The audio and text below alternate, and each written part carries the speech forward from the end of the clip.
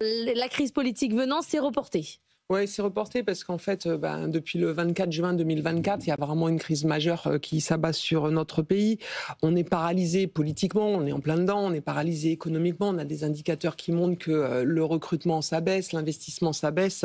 Et là, on est vraiment à l'aube d'une nouvelle crise qui, elle, va être une crise institutionnelle, de blocage potentiel du pays. Et du coup, nous, le premier message par le report de ce meeting, c'est on en appelle à la responsabilité des politiques, en disant maintenant, on arrête, en fait. C'est vraiment dangereux pour notre pays, dangereux pour l'économie de notre pays. Donc, il faut vraiment prendre la mesure de ce qui se passe et des conséquences d'une crise politique et institutionnelle dans nos entreprises. Donc, dès lors qu'on en appelle à la responsabilité, au choc de responsabilité des politiques, nous-mêmes en responsabilité, on se dit quelque part, c'est pas le moment de mettre de l'huile sur le feu. Nos objectifs restent les mêmes. Il y a quand même de la colère dans les entreprises. Il y a en tout cas de l'inquiétude chez les chefs d'entreprise, et pour beaucoup d'entre eux, il y a de la colère. Donc les objectifs restent les mêmes d'alerter sur la situation dans les entreprises, mais ça n'est pas le moment parce qu'on est vraiment face à une crise institutionnelle et surtout face à une crise de responsabilité. C'est important ce qu'on dit là. Peut-être s'il n'y a pas de budget, on aura une loi spéciale, il n'y aura pas les 15 milliards de hausse d'impôts prévus sur les entreprises et les riches. Peut-être que je vous fais une petite lorgnette. Peut-être, mais là je pense qu'il faut justement arrêter de faire des calculs sur les calculs. Il faut quand même se dire en responsabilité, maintenant il faut vraiment faire redémarrer la confiance dans notre pays. Là où on en est ce matin, c'est que Édouard Philippe demande à Emmanuel Macron d'organiser une présidentielle anticipée après l'adoption du budget. Bruno Retailleau, lui, dit qu'il pourrait rentrer dans un gouvernement, mais uniquement si c'est un gouvernement d'opposition. Donc c'est si la droite, évidemment, est première ministre. Isabelle Mattéo-Silago, comment vous regardez, vous, la situation? Est-ce que vous faites partie ce matin des économistes inquiets d'une récession potentielle à venir? Ou vous vous dites plutôt, tant qu'on a la BCE, tant qu'on a l'Allemagne, ça va. D'ailleurs, les taux obligataires n'ont pas explosé. Oui, bonjour. Écoutez, c'est la lecture que je peux en faire à ce stade, c'est que l'économie française commençait à redémarrer, à rebondir, avec un taux de croissance au T2 de 0,3%. Sur le T3, sans doute la même chose. On n'a pas encore les données exactes, mais d'après nos estimations, ça repartait. Et puis là, on risque de remettre le coup d'arrêt à la remontée des créations d'emplois, la remontée des créations d'entreprises. Et puis voilà, la consommation des ménages qui reste en panne, ça va se prolonger. L'investissement qui risque de ralentir aussi. Donc c'est un problème de panne économique si on n'a pas très rapidement un retour à la clarté des options budgétaires qui vont être prises. C'est-à-dire qu'on a une sorte de poison lent, en fait. C'est un poison lent dans l'économie française où on aurait pu atteindre peut-être 0,8, 0,9 dans nos rêves les plus fous. Et puis en fait, on sera en dessous, on se rapproche de la récession. On peut aller jusque-là ou pas? Non, je crois qu'on en est encore loin, mais naturellement, tout dépendra de combien de temps dure cette incertitude. Ce qu'on a pu constater après l'épisode du budget juste de l'année dernière, c'est que finalement, un certain nombre de décisions à la fois d'emploi et d'investissement ont été retardées dans le temps, n'ont pas été supprimées. Donc c'est pour ça qu'on a pu avoir ce rebond une fois le budget voté, mais on se tire une balle dans le pied. Donc plus l'incertitude est résolue rapidement, plus l'économie peut continuer sur la lancée meilleure qui était la sienne jusqu'à il y a quelques jours, jusqu'à il y a quelques semaines. Jean-François Robin, que disent les investisseurs internationaux? Est-ce qu'ils commencent clairement à s'inquiéter?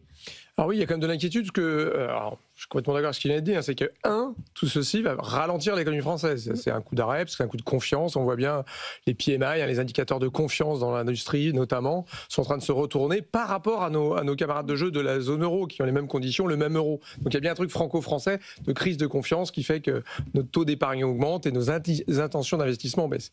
Alors que pensent les investisseurs internationaux? Là, c'est pareil. On nous dit beaucoup, on entend beaucoup, c'est pas très grave, il y a un petit coup de chaud, mais c'est pas une tension sur la dette française. Attention, la dette française, elle avait déjà intégré beaucoup de choses. On était déjà à 80 points de base sur les niveaux de la dissolution précédente. Et là, on a des écarts de taux. Et je rappelle que plus de 54% des acheteurs de la dette française, c'est des non-résidents. Donc, notre système de retraite, notre système social, il est financé pas par les Français, mais par les investisseurs étrangers. Donc, mais on a pris 6 points hier. Voilà, et on prend 6 points. Oui, mais justement, ce que je veux dire, c'est qu'il y a quand même une espèce d'effet cliquet où petit à petit, on se satisfait. Tiens, en fait, on était à 80 points de base, c'est le niveau de la dissolution. Maintenant, on prend que que 6 points. Très bien, ça veut dire qu'on est largement maintenant au-dessus de l'Italie. On est donc largement le plus mauvais élève de la zone euro. Ça veut dire que les investisseurs internationaux, quand ils disent c'est quoi la dette la plus risquée de la zone euro, ils mettent le spread français en dernier, quoi. Et donc il y a quand même un petit sujet là-dessus. Beaucoup est sans doute intégré par les marchés. Je peux vous donner un petit peu de couleur de chez Natixis, ça, ce qu'on a vu récemment hier soir dans la nuit, etc. C'est plutôt des investisseurs internationaux qui font des rachats de short, c'est-à-dire que c'est des gens qui jouaient à l'écartement, donc la dégradation des conditions financières de la France, qui disent tiens, comme ça s'est écarté de 5-6 points de base, je prends mes bénéfices. Mais c'est pas du tout un signe de confiance non plus. Donc cette espèce de petit truc, continuer à jouer le jeu politicien en ce moment, c'est pas très grave sur la dette. On est quand même, ça y est, on s'est installé autour de 85 points de base. On est le mauvais élève de la zone euro. Les agences de rating, je le rappelle, le Moody's, c'est le 24 octobre. Quoi. Dominique, vous qui représentez là sur ce plateau les chefs d'entreprise, à quel point dans les décisions d'investissement aujourd'hui ça a un impact? L'impact, moi j'ai trouvé la formule ramassée, synthétique, qui est on s'est installé dans une routine de l'incertitude. Vraiment, c'est devenu presque normal de se dire d'être extrêmement prudent. Alors qu'un entrepreneur, par nature, il voit des choses, il investit, il y croit. En fait, en ce moment, que ce soit dans l'industrie, que ce soit dans les services, il y a une routine de l'incertitude qui est en train de s'installer et qui fait que finalement, ce qu'on avait prévu au budget 2026, on ne le met pas.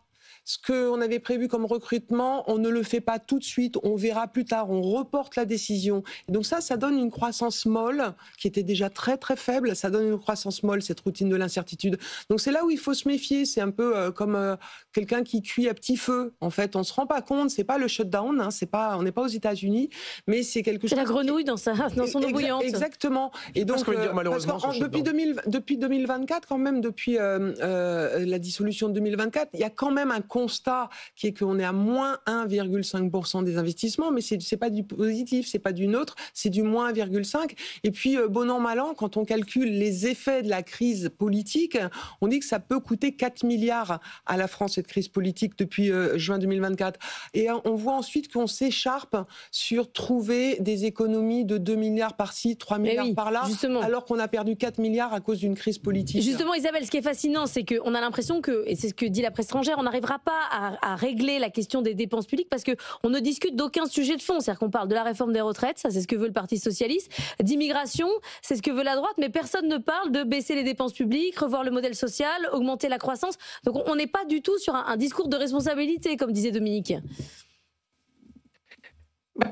C'est-à-dire que structurel, ce sont des choses qui demandent. Isabelle, on a perdu la connexion avec vous. On va essayer de vous rappeler dans un instant, parce que là on ne vous entend absolument pas. Jean-François Robin, les dépenses publiques, tout le monde s'en fiche. Mais oui, ce qui est très... C'est pour ça que je disais c'est dommage qu'on est presque, pour être un petit peu cynique, mais ça aurait été peut-être pas si mal d'avoir cette espèce de shutdown où finalement tout s'arrête et on se rend compte effectivement quand il n'y a plus d'argent, ça peut s'arrêter. Il y a une espèce d'effet...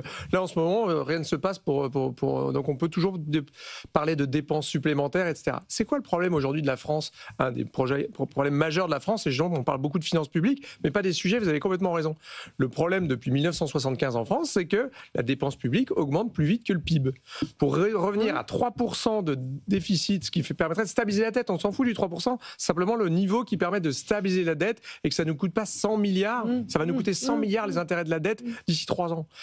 Pourquoi on veut arriver à 3%? Comment on arrive à 3%? C'est simplement en faisant en sorte que la dépense publique, elle baisse de 0,5 de plus que, enfin, elle monte de 0,5 de moins que le PIB. Vous voyez ce que je veux dire? Oui, le PIB, il faut juste que la dépense publique progresse un tout petit peu moins vite que le PIB. Et donc, soit vous augmentez le PIB en travaillant plus. Oui, mais ça se décrète pas. Encore une fois, le PIB, c'est quoi là, juste, pardon, juste ce que je dis à mes étudiants de la Sorbonne, mais encore une fois, mais c'est ça qu'il faut dire à tout le monde. Le PIB, c'est juste le nombre de gens qui travaillent multiplié par la productivité. Donc voilà, soit on met des gens à travailler plus longtemps, soit on met plus de gens à travailler, soit on augmente la productivité. Mais tout ça ne décrète pas. Soit on dépense moins aussi. Oui, mais non, mais la dépense n'est pas le PIB.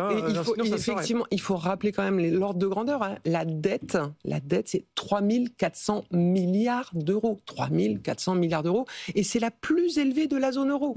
Donc ça nous donne très très peu de marge de manœuvre. Pour donner un ordre de grandeur, on était à 3300 milliards en décembre. Quoi. On disait souvent c'est 150 milliards de plus.